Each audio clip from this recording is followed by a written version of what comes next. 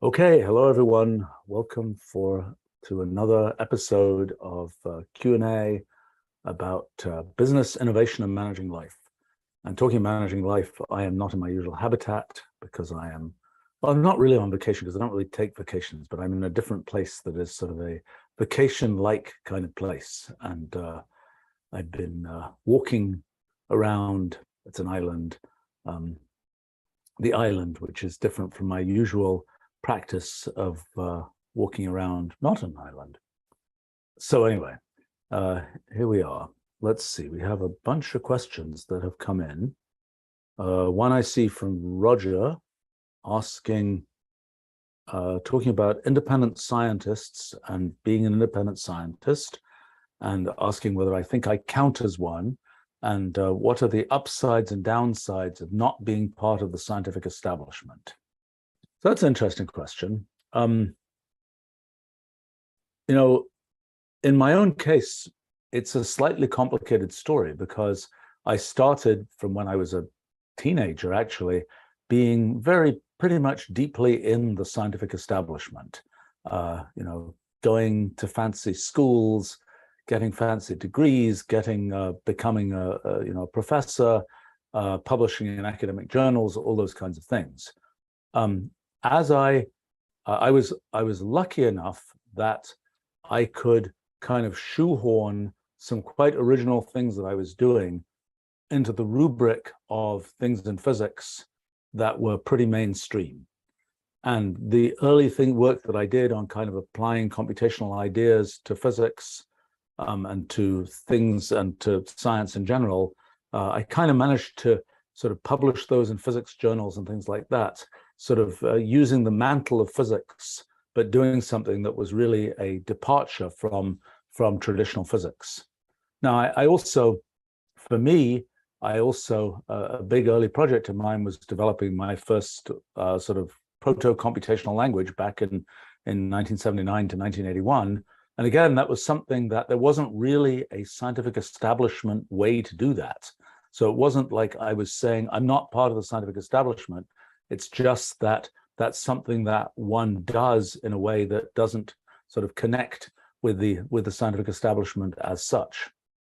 Now, subsequently, as I have done things which kind of define new directions, new paradigms, and so on, the basic principle that I've always followed is try to do my homework, try to be connected at a sort of human level to the experts in these fields, things like this, but kind of do the original stuff that I want to do without worrying about kind of how that fits into the rhythm of the traditional scientific establishment. I'd managed to make that work. It's not trivial to make that work. It's critical that I kind of was well educated in kind of the traditional scientific ideas, and that I've continued to sort of educate myself and get educated in kind of the developments of things in lots of different directions. It doesn't really work very well, in my observation, when people are saying, I'm just going to ignore everything that's been done so far, I'm going to do my own thing. You kind of have to build on what's been done so far. You might choose to disregard it, but you can't just sort of pretend it doesn't exist. You know it and disregard it rather than pretend it doesn't exist, so to speak. I think that in terms of the dynamics, I think I've talked about this here before, the dynamics of sort of the academic publishing model. I think the thing to say first about sort of the scientific establishment is that whenever an area of science gets big, it gets institutionalized. It's also the case that the times of greatest innovation are the times when the area of science isn't yet big, because some methodological advance happened and there's a rapid expansion that's possible. And at the time when that rapid expansion is happening, sort of by definition, it isn't yet big, so to speak. Once it gets big, it gets institutionalized, and there are all kinds of structures that make the ship kind of keep going in pretty much exactly the same direction, don't really allow for those kind of dramatic excursions that are the things that are really going to be the most significant in terms of opening up new areas of science and so on. So in a sense, you're signing up for, if you go with the scientific establishment in an established field, so to speak, you're signing up for something where there is a track that you can follow, and it's for many people, it's much easier to follow a track where you know, oh, I get this degree, I get this kind of job, I publish in these kinds of journals, I go to these conferences. It's well defined what you do, and you are sort of, there's a procedural way to apply your talents and so on in that particular area. If you are outside of that establishment, if you're trying to create a new direction that is not yet established, so to speak, then there's a lot more kind of entrepreneurism in what you have to do. You have to be able to, in a typical case, the things you do are not things that people will have an immediate reason to care about. They're a sort of a new direction, new questions, new paradigm. And so part of what you have to do is the exposition and explanation to try and make sure that you explain what you're doing well enough that people can understand both what it is and why they should care about it. I think it's as I say, it's you have to do a lot of extra work to sort of do things outside of the scientific establishment if you're going to do things that have a real chance to be significant, I think. However, the upside is that you get to do things that are not in an established direction in sort of the established area, and those things will have the potential to be much more significant than the things that are really part of the incremental kind of progress of the scientific establishment as such. The number of people who manage to execute this well is really small. I mean, and I think it is heavily weighted towards people like me who happen to have been sort of well enculturated and educated within some branch of the scientific establishment, and then for one reason or another were able to go sort of outside of the establishment to create new things.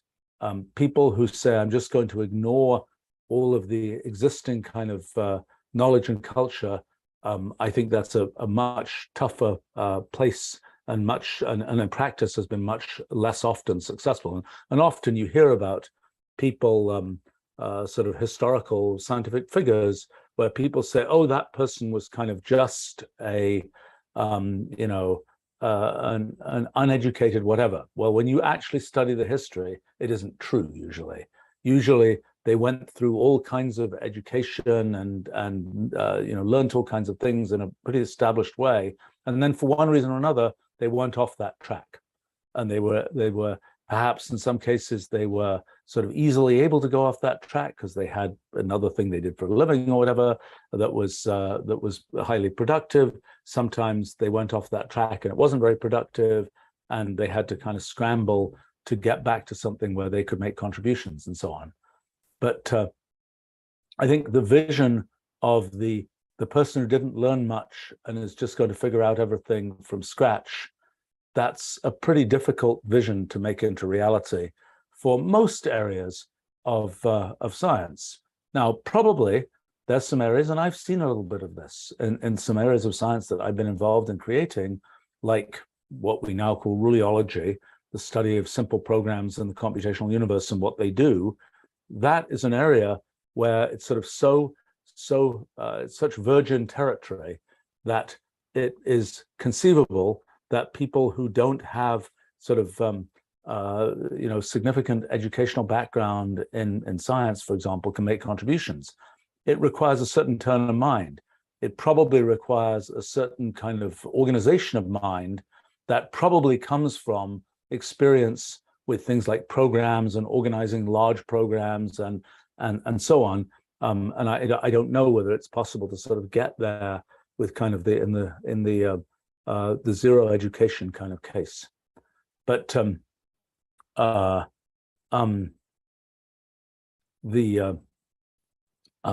anyway, I think that's it's a few comments there. I think one thing about people, I don't write academic papers. And I think I write things that are just posted on the web, kind of blog style, that are a little bit more like the very early academic papers from the 1600s, when, the Proceedings of the Royal Society was just getting started, where people would, in a more human kind of way, explain why they're doing what they're doing and how they got to what they got to. So it's I think and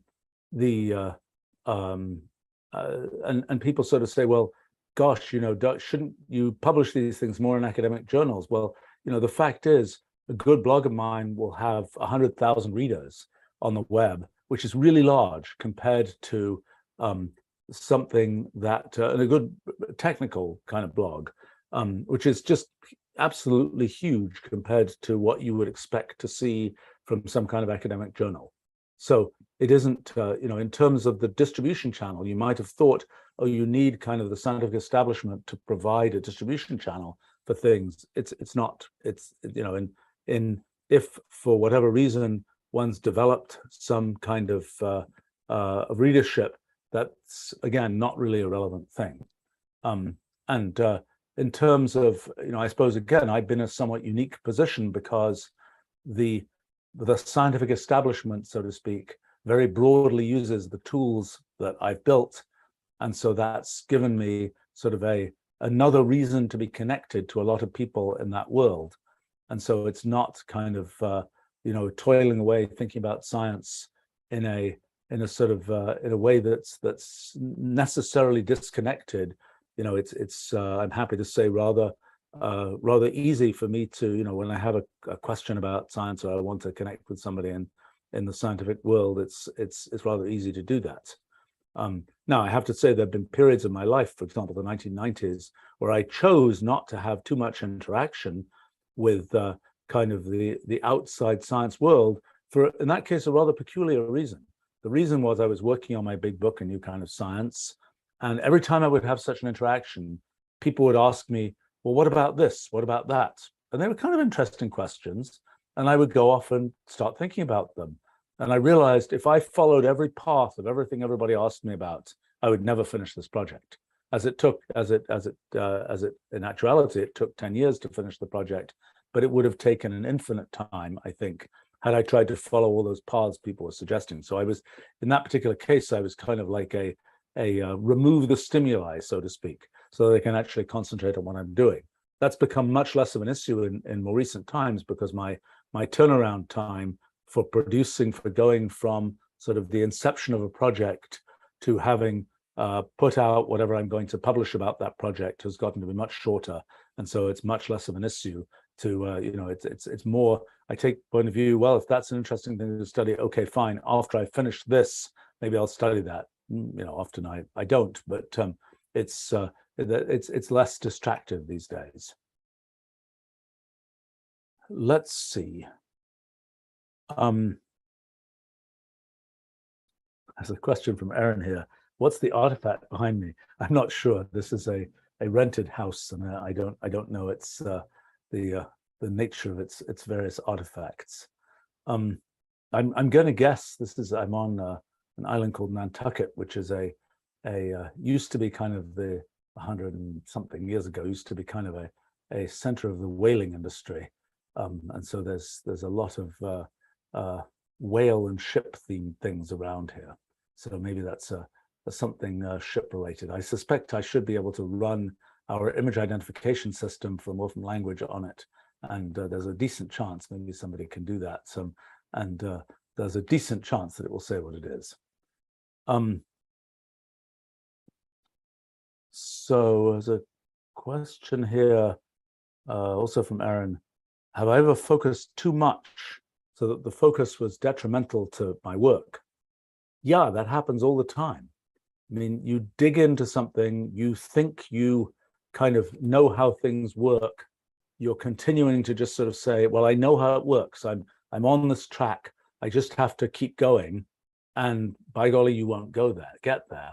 So for me, it's really an important thing to kind of zoom out and say, what's the big picture? What's the point? I find, for example, these live streams are very helpful to me because you guys ask all kinds of questions which force me to zoom out and say, what's the point about lots of kinds of things.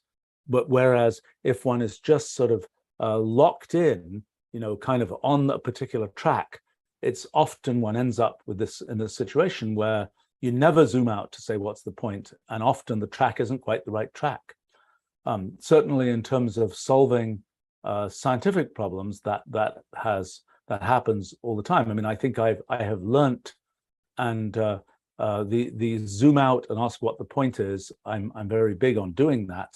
I also, as I say, find that exposition, and even as I'm doing a project, kind of the early stages of exposition, even explaining it to other people as I'm doing it, is very helpful in forcing me to do that kind of zooming out and not getting kind of locked on a track that turns out not to be the right track. I think that it's interesting, even my little, change my location and have a slightly different set of ambient inputs. I'm kind of, it's interesting to see how much of an effect that has. I was starting a project. This is a kind of a funny thing. I'm starting a project that's kind of following up on something that I started doing 50 years ago. So that means that was when I was 12 years old, and I got really interested in I was interested in physics, and I had gotten this college physics textbook, one of a series that was about statistical physics, and it had a particular illustration on its cover about kind of idealized molecules bouncing around in a box and producing kind of increasingly random configurations. And I was really interested in that. And that was to do with the second law of thermodynamics and so on. And in fact, my very first kind of scientific simulation program on a very primitive computer had to do with trying to emulate the kind of those particles bouncing around in a box. Many, many, many years later, 30 years later, I discovered that the actual picture on that book cover was kind of a fake. But that actual picture on that book cover had actually had a lineage back, as I learned very recently, a lineage back to the ENIAC, the very first electronic computer that was used to make the precursor of that picture, and then over a decade or so, the actual thing that ended up on that book cover ended up being made, and that sort of line of research was largely dropped after that. But anyway, the sort of the big question that comes up is sort of how there's the second law of thermodynamics, which kind of suggests that things tend to get more random over time, that entropy tends to increase. And I have sort of in the 1990s, I kind of thought I had figured out kind of computationally why that's true. And from our physics project, I've realized that there's sort of an even further way to understand that. It's actually a very, very lovely thing. I'll just mention it. It's a little bit sciencey, but mention it anyway. In the 20th century, in physics, there've been three great theories: relativity, general relativity, quantum mechanics, and statistical mechanics. And people believed that relativity and quantum mechanics were not derivable, that they were just things that were true about the world, and things where there wasn't an underlying thing from which they were derived. Statistical mechanics, on the other hand, people believed was something where it could be derived just from properties of molecules bouncing around and so on. But the derivations never quite worked. They were sort of partially there, but they didn't really explain why it worked the way it worked. Well, now we have a different point of view because in our model of physics, we can derive relativity and quantum mechanics. And it turns out the derivations are incredibly similar to the derivation that one can give from statistical mechanics. They all have issues in which they're kind of tied into things like the nature of the observer and so on. But the really kind of fascinating thing is that those three great theories of 20th century physics, first of all, they all have the same sort of underlying intellectual structure. And second of all, the one that we thought was, that they all now seem derivable, and now we can kind of use that idea to understand more about the second law of thermodynamics. Why am I telling you this? Well, because I kind of meant to do this 50 years ago. I didn't have the kind of the wherewithal to do it. I didn't have the paradigms that I've developed in those years. I didn't have the actual computational tools that I've developed. I didn't have, well, when I was 12, I didn't have as the sort of ambient physics knowledge. Now, what's kind of interesting is that I think that what's going to come out is that the second law of thermodynamics that people sort of think is somewhat derived, et cetera, is actually not as true as people think it is. And that this thing for the last 150 years, people have said, oh, well, it's definitely true, even though we can't quite give a derivation of it. I think it actually isn't as nearly as true as people think. So in any case, it's kind of interesting for me to go back to something that I really, meant to do in some sense 50 years ago. And also to realize that the track that I was on several times, thinking about that over the intervening years, I made a great deal of progress on it in the 1990s, but still I was kind of locked in various beliefs about how things must work. And now it's kind of nice to be able to sort of zoom out a bit. But I think I was also talking about this because it's something that I suppose, as I came away from my natural habitat, it kind of caused me to sort of think a little bit more about this thing that I hadn't really thought about in so much detail for 50 years. So I'm having a chance to do that right now. Image identifier apparently says that thing is made of wicker. Sounds about right. Let's see. And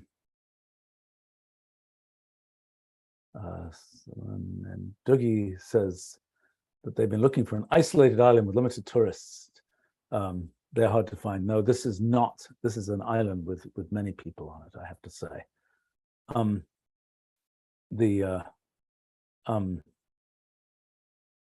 Let's see. The question from Satoshi about tips for building a remote software company, how to maintain company culture when everyone is working from home. I think company culture usually comes from the leadership of companies in the end. I mean, people, they start companies, they say, well, I as the CEO, founder, whatever, I have these characteristics. And I think those characteristics aren't so great. I want my company to have a different culture. Good luck with that. What I've observed is that company cultures tend to reflect the personalities of the founders of the companies and the leaders of the companies a great deal. And I think that when you have kind of a remote company, in a sense, there's even more sort of onus on the founder leader to sort of be energetic about kind of communicating company culture. How do you do that? Well, I think part of it is you're there. I mean, for me, I tend to be sort of in meetings, really doing things.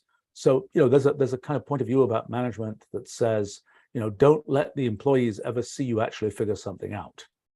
I've taken the quite opposite point of view and said, it's okay. I'm okay. I'm prepared to try and figure things out sort of in public, so to speak, even in public now with live streams and things, but in public to people who are working with me and things like that.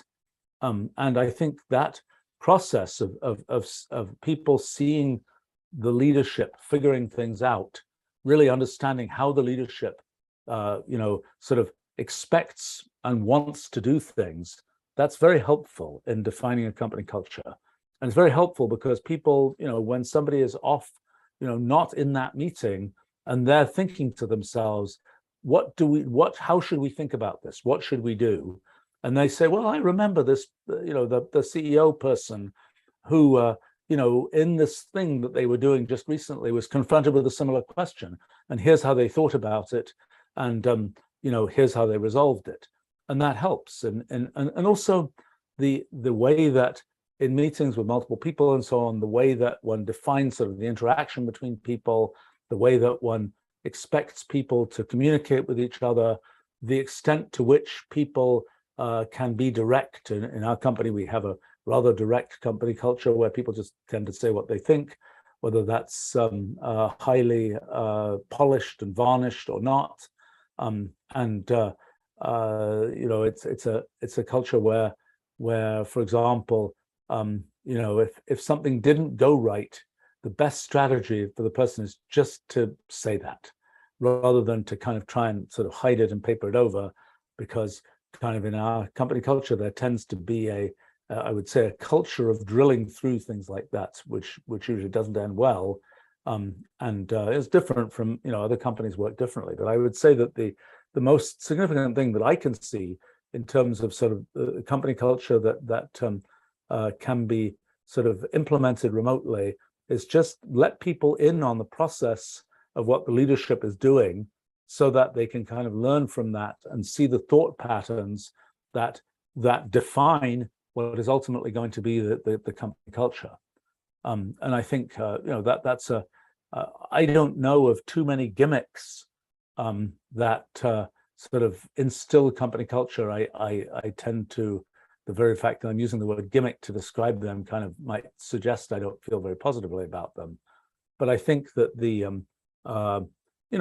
we've done some things in our company. We have a random virtual coffee with a couple of people, and a system once a month selects a random couple of people for one to have a virtual coffee with, and that's kind of a fun thing that gives an opportunity for people to meet people sort of from other parts of the company. Sometimes I think that is more effective even than when people are in person in an office, where if it's a fairly large office space. There'll be people who I work on the 6th floor, or I work on the corner of the 4th floor or something, and they don't necessarily see each other. Now, in the case of our company, we have been heavily geo-distributed for 30 years, including me being a remote CEO for that time, actually more than that now. There were things we learned, like, for instance, don't have a meeting where there's a clump of people in person and then a bunch of people remote. It really works much better to be sort of fully remote. But I think, I think that's my best suggestion for company culture when people are working from home. It's an interesting challenge, the work from home thing, because there are people who really didn't, who worked in the office or an office of hours because they like doing that. They could in principle have taken their work home, and probably nobody would have been particularly concerned about it, but it helped them to generate energy to be around other people. And in this pandemic, that all sort of got lost. And I think some people have a very hard time with sort of their motivation, their kind of their sort of management of time and so on, when they've been completely working remotely. And I'm not sure that just because somebody managed to work remotely sort of in the emergency of the first year does not mean that they solved the problem. They're going to be able to do it with high motivation forever. I'm kind of concerned and suspicious about that. There's some people where they are absolutely fine and heavily self-motivated and work just great from the potentially more comfortable setting of home. Sometimes it's more comfortable, sometimes less comfortable for people, and that's obviously another variable. But I think there are certainly many people for whom sort of you say, I'm going to go into the office now. I'm switching into sort of office work mode, and I'm going to get motivated, because if I'm sitting there and not doing anything, and I'm seeing all these other people around me who are obviously working very hard, I'm going to be sort of encouraged to work hard, and that isn't going to happen if I'm at home. I think we've tried various things where we have sort of virtual gathering spaces that people hang out in online. I don't know how well that's worked. I've not visited those for our company, so I don't know whether that's working well.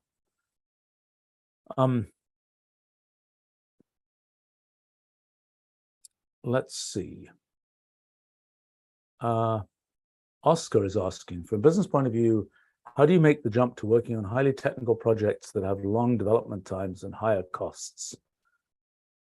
Well, you have to have both the freedom and the resolve to work on those kind of high investment, long-term projects. It takes, if you're in a situation where sort of you can't pay the bills unless you get in, you get revenue in immediately, so to speak, it's tough to work on a long-term project.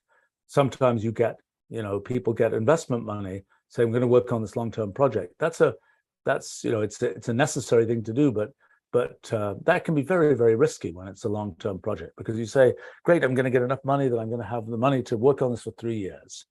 Well, it's very hard. By the time you've got a project that's going to take 3 years to complete, it's very hard to know whether it's exactly 3 years or 6 years or 5 years or 10 years or whatever. It's hard to know, and that's a risky thing to do, because usually investors, are not likely to be, even though they'll usually say at the beginning, we're very patient investors. I have seen that in too many cases. The patience melts away as the years go by, and even when there's incremental progress, there's a great pressure to just ship something now and forget about this really long-term thing. But I think in addition to there are a lot of dynamics in a long-term project that are pretty complicated. I mean, for example, there are people who are like, it's a 5-year project. Things happen over the course of 5 years in people's lives. And the person who at the beginning of those 5 years was really, able to work in this way and very motivated in this way, that may change over that period of time. And so there's complexity in managing a team over that period of time. There's complexity in an individual leader, for example, maintaining kind of interest in the project over that period of time. I think it takes a lot of resolve, I would say, to do long-term projects. I mean, I think people tend to be optimized for projects of different lengths. I mean, there are people where, they're really optimized for the one-day project. And if you try and give them the 1-year project, they just completely disoriented.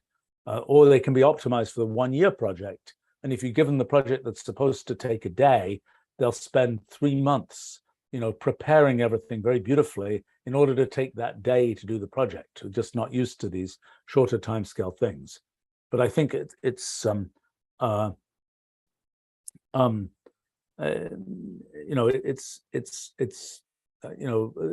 have to kind of, in my life at least, I kind of worked up to doing longer and longer projects. I was always into somewhat long for my environment projects, but doing these really long multi-year, high investment projects, I kind of had to work up to that. And another thing to say about such projects is, let's say you have a plan for your project and it's a 5-year plan.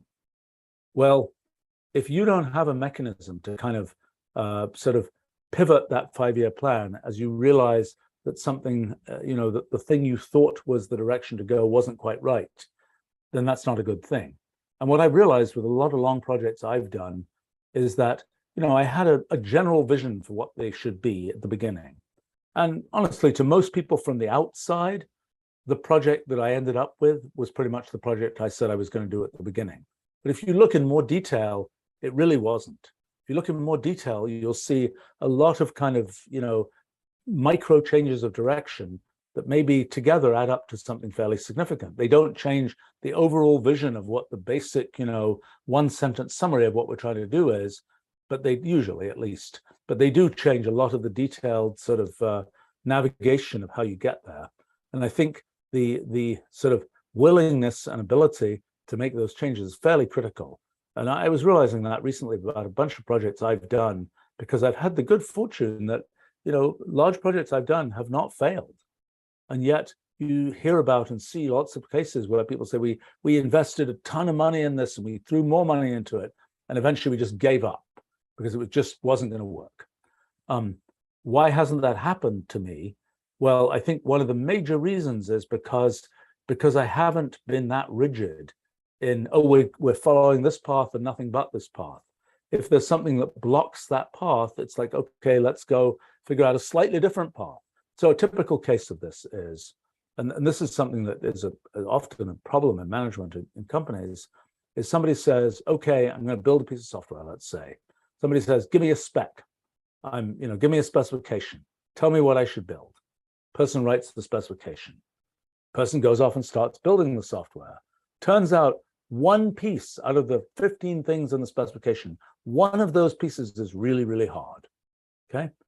Person bashes their head against the wall for 3 months trying to solve that one really hard piece. Eventually they do it. Takes 3 months.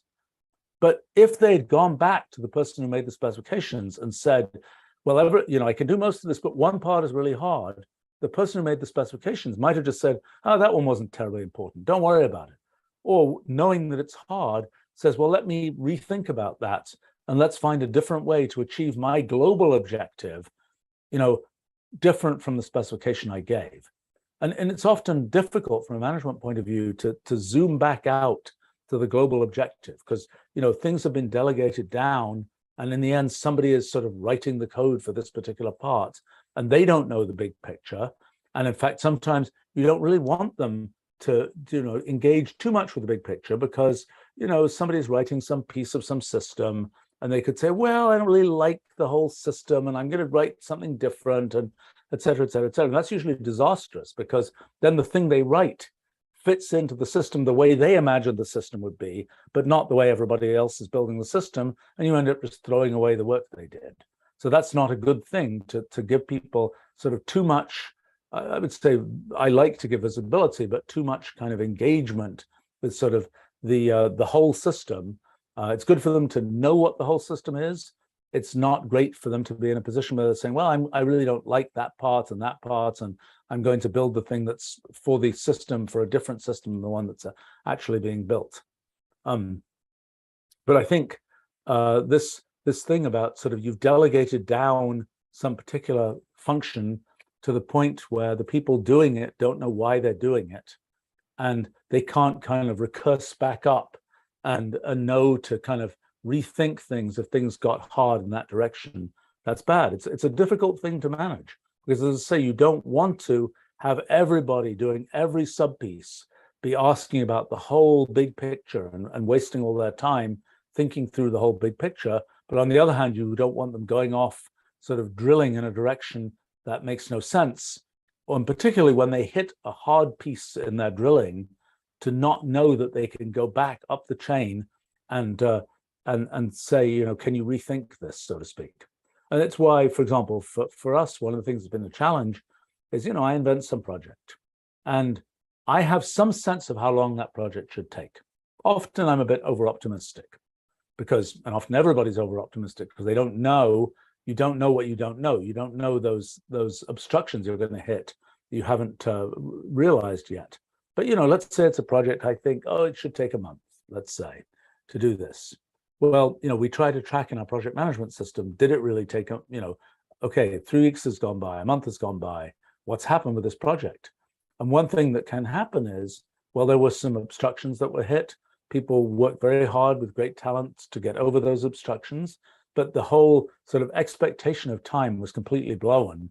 But the bad cases, nobody goes back to, the original sort of management person who defined the project and says, by the way, this is turning out to be more difficult than we expected. What should we do about it? And again, when the management people say, I gave you a spec, just follow it, that's not very helpful because it's the way to waste lots of resources, because it's much better to say, well, another thing is people say, oh, this part was hard. And then they say, oh, can you change it? Can we not do that? Well, the management person has to be able to say, why is it hard? And, is it really hard? Or did you just not figure out how to do it? And, that's a reason. We talked about company culture and so on. In our particular company, we have a culture where sort of management people understand how to do the tasks of the people who they're managing. And so this, well, how would one do it is something that is reasonable. It's reasonable for a management person to be asking, well, how are you trying to do it? And, a huge number of times when people say, oh, we can't get it done, it's taken a month, we don't know, it's going to take a lot longer. It's like, well, how are you trying to do it? Okay, you're trying to do this and this and this. Well, what about this? Maybe one comes up with, greater experience and so on with a good engineering solution. Or maybe one says, yeah, you're right, it's hard. Let me think, do we really need that? Let's figure out a way to go very close to that, but just sort of go around it in some way. And I found that works in many cases really well but it's a challenge in terms of management communication and so on.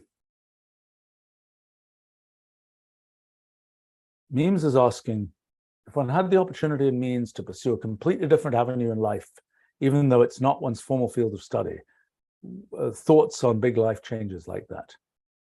My observation of people is those things tend to work really well. If you want to do that next thing, you have real motivation and energy for it, even though it's not at all what you've been doing before. It's my observation is people more often than not really thrive in that situation. I mean, you know, I've been lucky enough to have done a bunch of different things, you know, different projects. I've maintained for the last 35 years at least the same sort of overall matrix of a company in which I'm doing these things, but the actual things I've done have been rather different at different times. And I would say that in general, that's, you know, if the things one is motivated to do are sort of the things one should do. And just because one says, well, I've gotten really good at doing this, and therefore I have to keep doing it, and I can't do anything else, is usually kind of a bad idea. Now, having said that, often when you make the jump to the other thing, turns out all that experience that you had on the thing before will actually play, often in ways that you never expected, into the thing that you then do next. You know, I've noticed this between doing science and technology and so on, that even though I thought, oh, you know, like our physics project, I thought there are going to be no applications of this to anything practical for 200 years. But it turns out that's wrong. And because, you know, you know, one's able to see applications in the very short term. And I think, you know, if you switch from doing, I don't know, one kind of occupation to something completely different, I think you will find that the trailing experience that you have from your previous occupation will turn out to be valuable. And sometimes I think that's the place where you know, you kind of have an unfair advantage relative to everybody else who's doing X. So, for example, lots of things that I and other people I know have been involved with, that where there's an area of which has never been made computational before, and yet one has all this experience, let's say, in doing computational kinds of things, but then one's like, well, let's go to this area that I've never sort of touched before or whatever, and where people are doing it in a certain way. But now from the previous stuff that I've done, I get to bring in all this knowledge that people haven't really applied in that area, and you have kind of this unfair advantage. So I think when you think about kind of the big life change, you know, if you're motivated to make that jump to the greener grass, so to speak, assuming it does turn out to be greener on the other side of the fence, so to speak, you know, it is important to remember that from a, you know, if you have a large experience base from before, you will be able to use that to do perhaps different and perhaps better things than you could before. Now, you know, it's also the case that, you know, we see this with people at our company all the time. People, you know, work at the company for a bunch of years, then they leave because they're convinced the grass is greener somewhere else, and then they come back. And you know, sometimes people, I think, have to do that because they can't really internalize, you know, what it's going to be like to be, let's say, in a much larger organization, or in something where they're you know, trying to start their own business or whatever else. They think it seems like a great thing from the outside. When they're in it, it doesn't seem as great as when they were as it looked like before, so to speak. I tend to think that people, you know, it's usually when people have built up a lot of experience and whatever in a particular area, they jump into another area and then they want to go back. It's usually not that difficult to go back. You know, if you've had all kinds of, you know, if you've got all kinds of very clear capability in the previous area, and you try, you know, you say, well, for a year or two, I tried this weird thing. Well, I decided I didn't like it. I'm coming back to this previous thing. I think that's usually something that's not super difficult to do. I mean, usually the problem is that people get locked into a stage of life. They go through school, they get all these loans, they start having, all sorts of responsibilities. They have mortgages, they have this and that and the other. They're in a particular direction, they're doing particular jobs. They get pretty good at that job, they get paid well in that job and so on. And then they say, I'd really like to do this thing over here, which doesn't pay nearly as well. But they've got all these responsibilities, which are kind of a big burden, and they're really pretty trapped. And then sometimes it ends up being, well, let me wait until I retire, and then I'll do these things. That very rarely works out well. I would say the much better strategy is to see whether there's some path. You say, this is where I want to get to, and then you say, well, is there some path? Let's say you're an engineer, but you really want to be doing teaching or something. And one thing pays this amount and the other pays 1/3 that amount. Well, maybe there's a way to kind of bring some teaching into the engineering that you're doing by doing something, on the side, or volunteering to be part of some training thing or whatever else. And that way you sort of gradually take the thing that was your mainstream activity, and you gradually sort of distort it in the direction that you want to go. And people will often think, it's the same thing as with designing software, actually. People will say, we've got this set up in our software. We want it to be like this, but that's over there, but that won't be compatible with what we've already done. My attitude towards that in terms of software design is figure out what you want. Then you'll discover a bridge to get to where you were, that gets there from where you were before. And I think the same thing is true with a bunch of career type stuff, that, figure out where you want to get to, really, figure out what it looks like when you get there, and then see if you can't find a bridge from where you are now to where you want to get to, rather than if you have the means to just jump right into the place where you want to get to, great. But if you don't, and if you are using, you have to make use of the situation that you're in right now, and you have responsibilities there or elsewhere driven by that and so on, then it's the question of define where you want to go and then see if you can get a bridge to get there.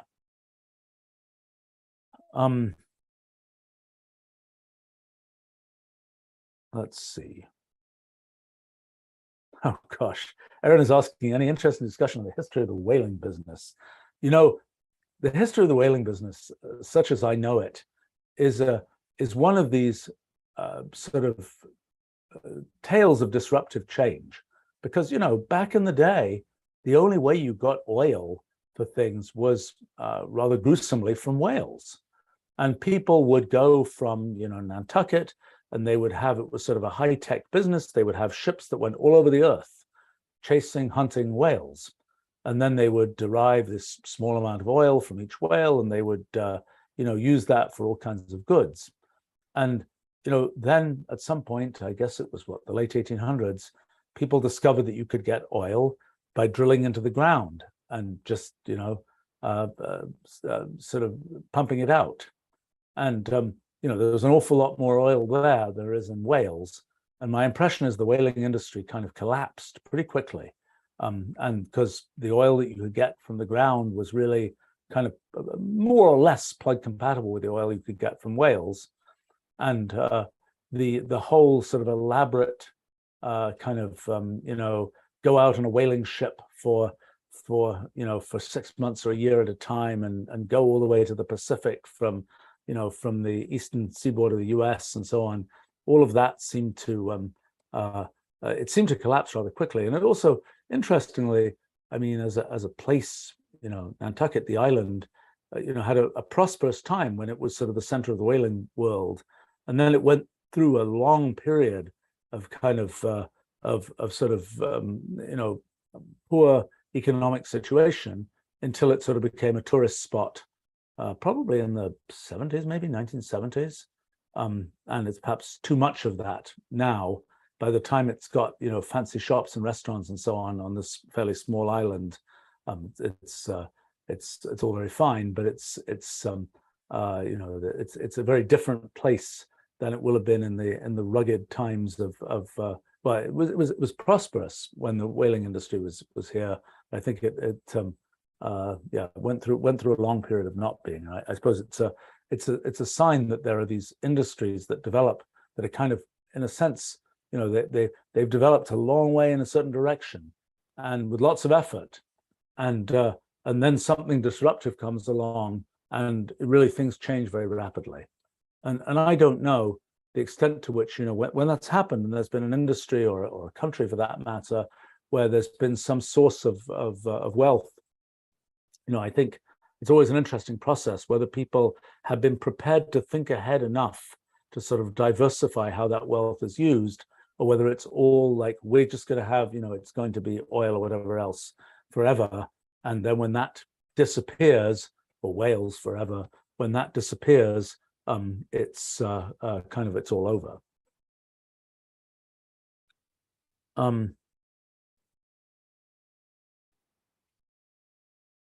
There's a question from Satoshi. I use a light theme on my computer as opposed to a dark theme. Does it have any effect on my eyes in the long run? I don't know. I was wondering about that recently as I was doing a bunch of measurements on my eyes.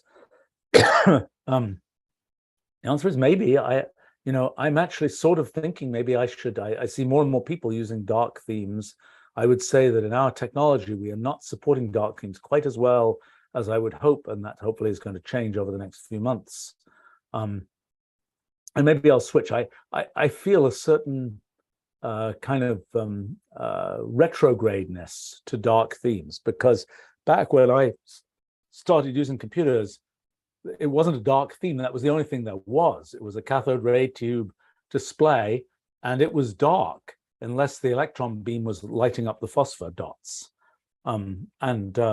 So, to me, it kind of looks like when I saw people years ago, using dark themes and feeling very modern about it, it's like, you can't be serious. This is what computers looked like when I first used visual displays in the 1970s.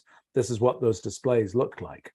It was a time in the early 80s when the first bitmap display computers and workstations and so on came on the scene, and it's like, wow, it looks like a printed page. It's got black on white and so on. So it feels very retrograde to me, going back to the dark mode. But it might very well be a better thing. I'm not sure. I don't know. I've been meaning to work this out, actually. I think the main thing that causes eye troubles is ultraviolet light, and I don't think that, particularly if you're wearing glasses, which block, if they have UV coatings, they block ultraviolet light. I don't know whether that's how much of the light emitted by the fluorescent tubes that light computer screens. Good question, actually. I should figure this out. It's not hard to do. I should just look at the spectrum and see what it looks like, whether there's ultraviolet light there and whether there isn't. If there's, I tend to think that computer screens, relative to all the light that's going through your eyes, that computer screens are not a big contributor to the overall light level, and probably don't have a large physiological effect as such. They might have an effect. People like to have, I don't particularly do this myself, but like to have this night shift stuff where you're kind of going to where the pituitary gland and other things that determine your circadian rhythm seem to be much more attentive to certain parts of the spectrum than others. And so it's kind of like, well, I can go to the sleepier mode. I'm not sure how. I don't know how.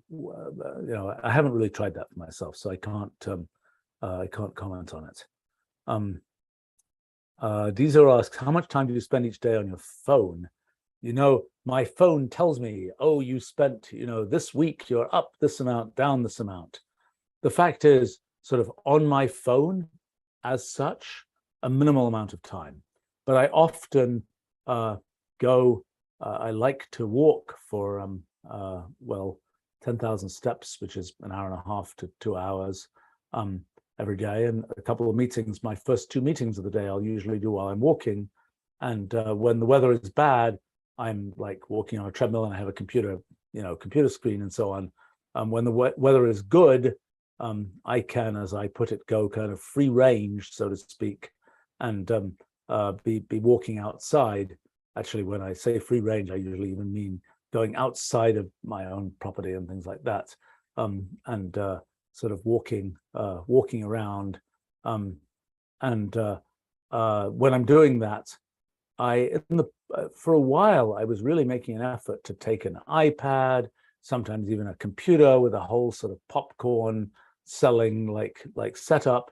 But increasingly, as the resolutions of screens of phone screens and so on have gotten better, and maybe it's me being more curmudgeonly or something in meetings, I've just tend to use just a regular phone as my display, and I'm often using Zoom or something as with somebody else sharing the screen, and I'm able to look at it, but it's just on my phone.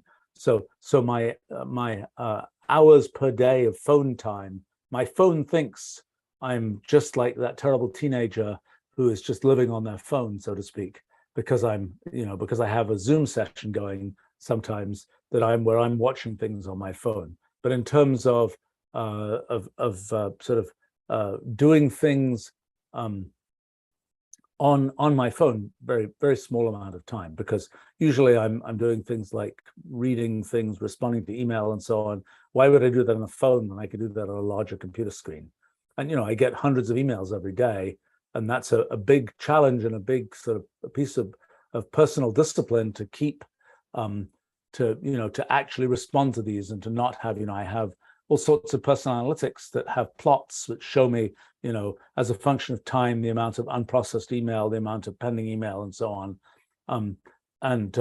I find it very useful to look at those plots from time to time to get a sense of kind of the flow of my work. And I'll see these big cliffs when I spent a day or something really grinding down huge amounts of email. I did that recently. I was up to about 5,000 or 6,000 unprocessed emails.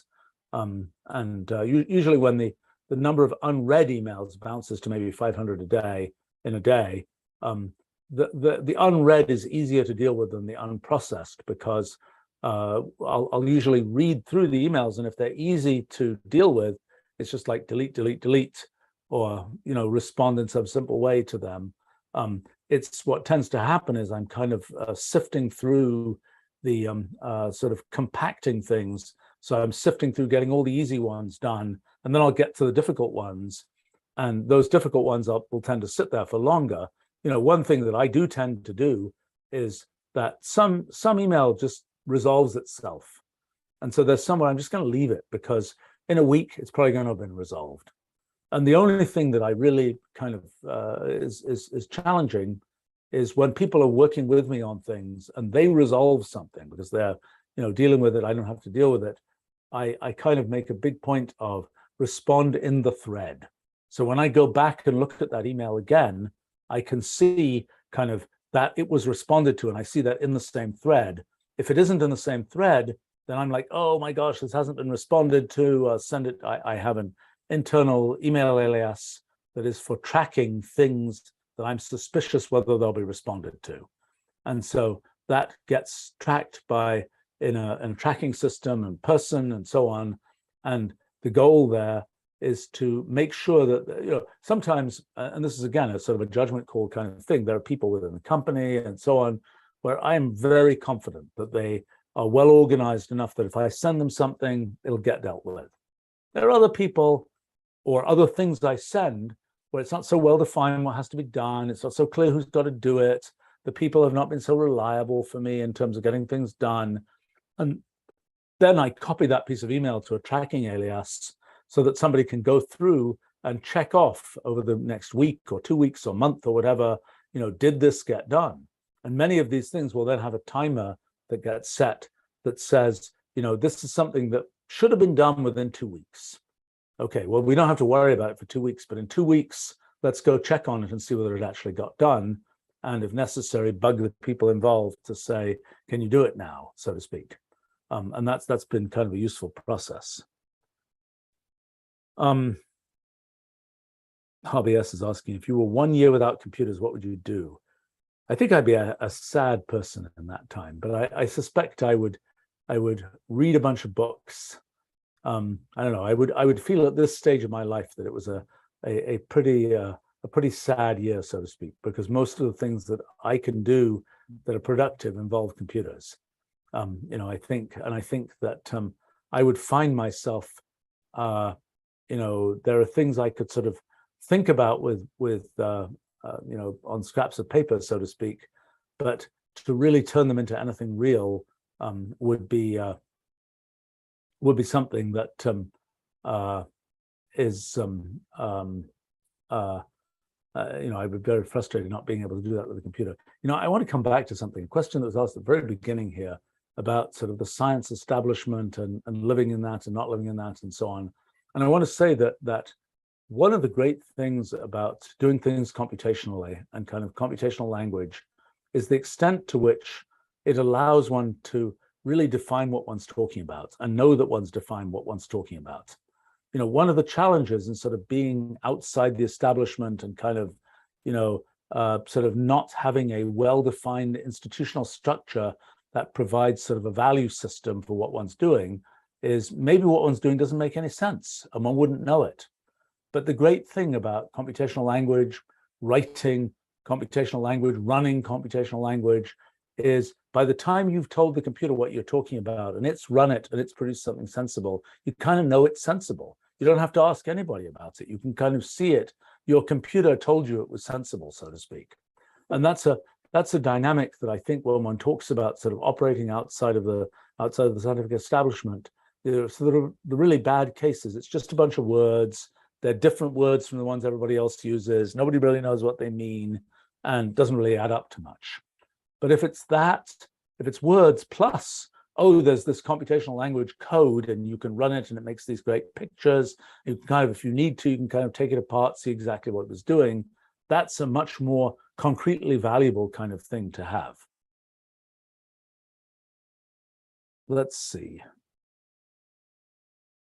RBS is saying, still waiting for phones that do projection on the wall with keyboard, touchscreen, and light detectors.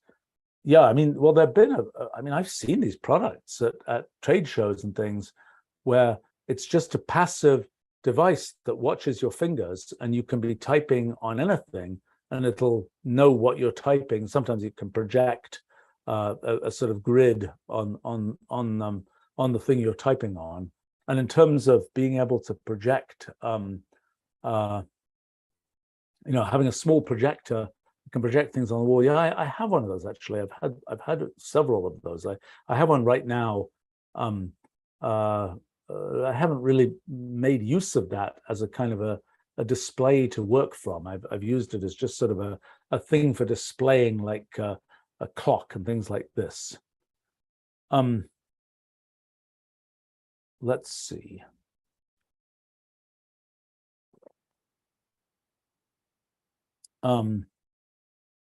Aaron is asking, did you learn anything useful during your brief time as a consultant?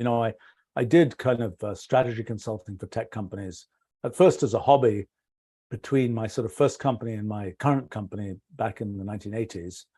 But then more recently, I've done lots over the last several decades. I've done lots of kind of CEO counseling and kind of strategy, being an advisor for all sorts of startups and other kinds of companies. I learn things all the time. I mean, I typically take on those roles when I think I'm going to learn something, when what the company is doing is something I find interesting. I think the most important thing that I tend to learn is sort of other cultures in some sense, other corporate cultures, other technical cultures, things to which, in every different field, there's a different sort of way of thinking about things. And to be trying to provide advice to some company that's in some quite different area of the technology space is a very useful way to learn that, and a very useful way to kind of broaden one's understanding of things in general. So that's been a nice feature of that. I mean, usually what happens is for me, the sort of the figuring out strategies, technical and business and so on, is something. I mean, it might be bizarre to say, but I find it rather relaxing. It's an intellectual exercise. It's kind of it's something where you get to sort of think in a very creative way often, and there are these constraints, there are these things. Okay, now you've got something. Now, to be fair, part of the reason I sometimes find that relaxing is because it's not my company, and I don't have to be the one down in the trenches actually executing these things, which is where a lot of the really hard work, at least as I see it, is. And it feels kind of like it feels very easy to say, well, you should do this and this and this. And, I think I do a good job at figuring out what's right in those regards. But it's in a sense, it's much less tiring work than being, I've got to actually persuade specific people to do this, and I've got to, set this particular roadmap and push people to stay on track, and so on and so on. Let's see. The question from Sander here. If you could go back in time together with your laptop running Mathematica, Wolfram language, who would you show it to? Euler, Bernoulli, Newton, other people? I have wondered about this a few times. Actually, for about 30 years, I have been planning one day to write a sort of fictional-ish book that's of kind of imagined interviews with sort of thinkers of old, from Pythagoras to Euclid to Plato to Archimedes to Newton to Turing, to all these people. And my kind of concept for this sort of book is imagine I have my laptop and I'm going back and I've got my laptop and I'm showing it to all these different characters, and the first question is, what do they think it is? It's for Pythagoras, they're all these disembodied human souls trapped in this box, and showing up in this in this kind of way that looks like a bunch of fireflies or sea creatures, carefully locked in one screen, things like this. I think that for some of these people, I would be very interested to understand what they really understood when. Because in a sense, one of the things that is a challenge for us today is, we figured out a certain amount of stuff. It's like, what is the extrapolation of that?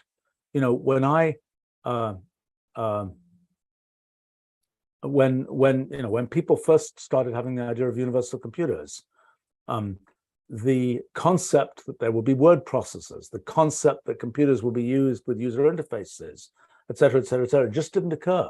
That just wasn't at all the direction that people were thinking. When I was first thinking about computational irreducibility, I never imagined that something like proof of work for blockchains would be one of the outputs of that idea. It's one of these things where the extent to which one can, and also sometimes these ideas, they're sort of partially formed.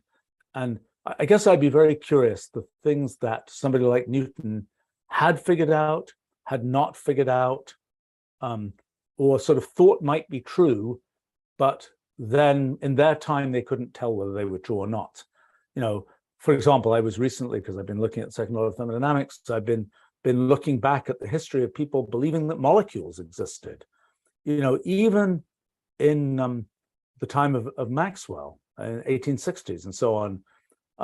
He wrote a really wonderful book about the theory of heat, in which he talks about all kinds of molecular collisions and has all kinds of lovely classical mechanics about that. But he has this weird section at the very end about do molecules really exist, and why do molecules exist, and why are there discrete collections of types of molecules, and so on. And it's kind of shocking to me that he kind of figured out so much while being, and good for him, for sort of just deciding molecules were real enough that you could do computations in terms of them, even if we didn't quite know what they were.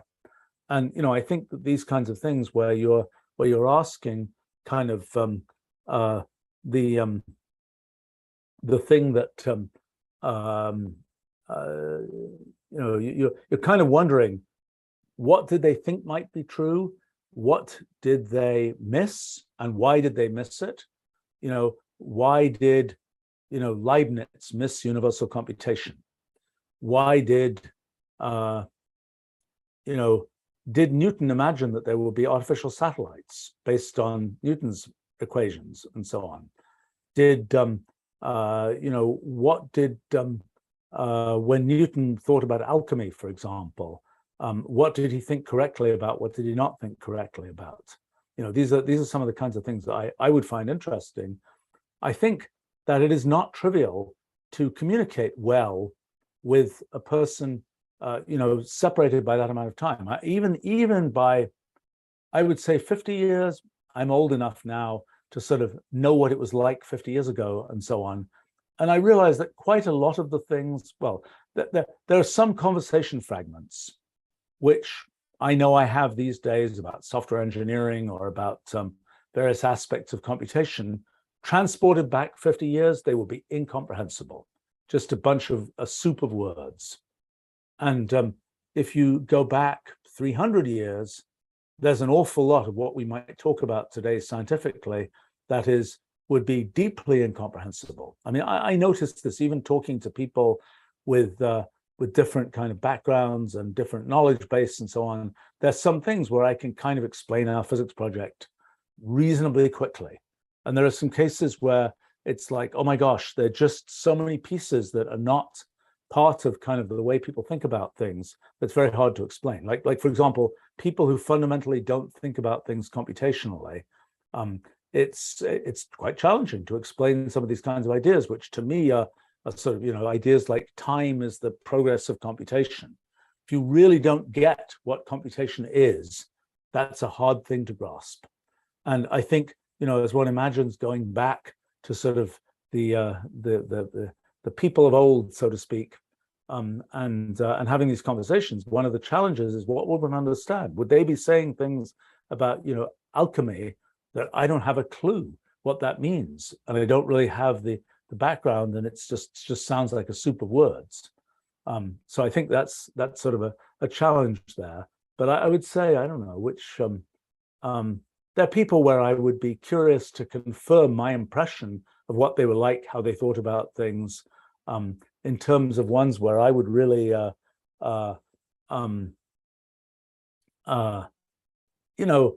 somehow I've been in this situation quite a few times in my life where I've been able to go back to somebody who did something 30, 50 years ago, whatever, and say, look at this thing. This is, this is how it worked out. For example, a lot of work that was done in mathematical logic in the 1930s to 1950s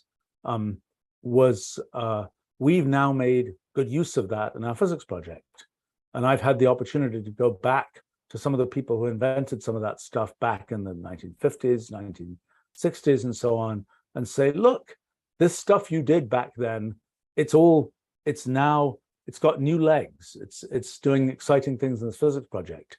And it's been interesting to do that, because I think to some people, their reasons for doing the work they did was so different from the physics project. They're like, oh, that's nice, I don't really care, because it's just so different from the way they were thinking about things. But it's kind of a curious process. And I think, if I imagine going back to, the Turings or Schoenfinkels of this world, or Leibniz's for that matter, or Babbage or Ada Lovelace, and saying, look at what happened with that idea of computation that you started to develop.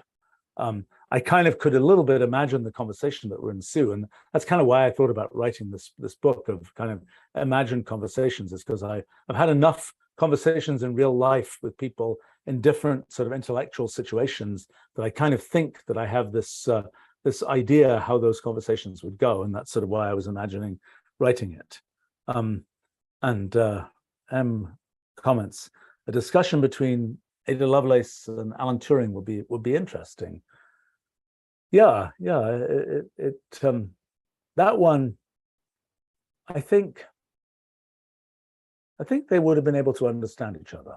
I mean, I think that's one where the kind of intellectual connections were close enough that and certainly Alan Turing read what Ada Lovelace had written, which was not a widely known about thing. And I think I traced down how Alan Turing had found out about the Ada Lovelace work.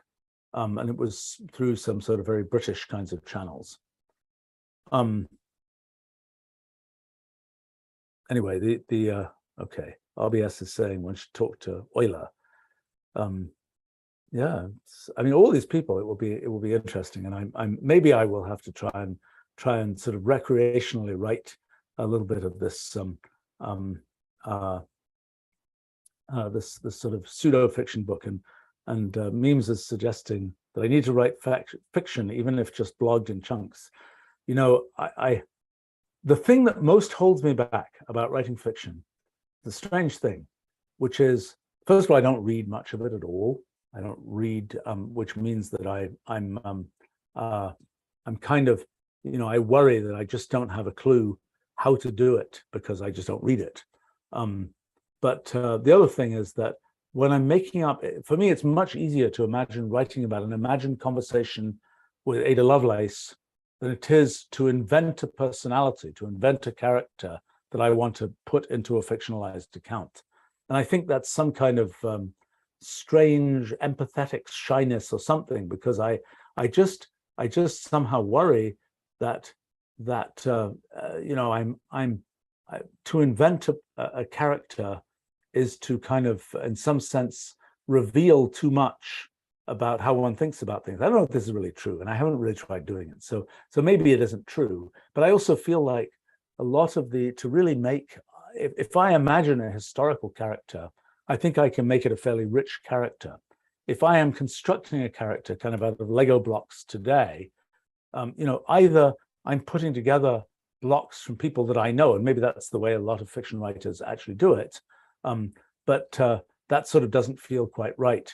But then when I do it in the abstract, it feels like it will be terribly wooden, or will reveal sort of too much about myself. But those are strange concerns, and maybe it's just a big excuse for it's just something I haven't done, and it's something I should try doing. And yes, in some moment when I have when I feel like I have sort of when I don't have a huge pressure of projects that I really want to get done, this is something that I've been, as I say, I've been meaning to do it for several decades. So you know, as you can perhaps tell, I do like to come back and finish things, even if with my second law of thermodynamics stuff, which I'm hoping to work on even today, is kind of that's a 50-year time span of I meant to get back to it, and I better really get back to it. And I think one doesn't get too many, you know, by the time it's the 50-year time span, that's pretty much getting out into the outer limits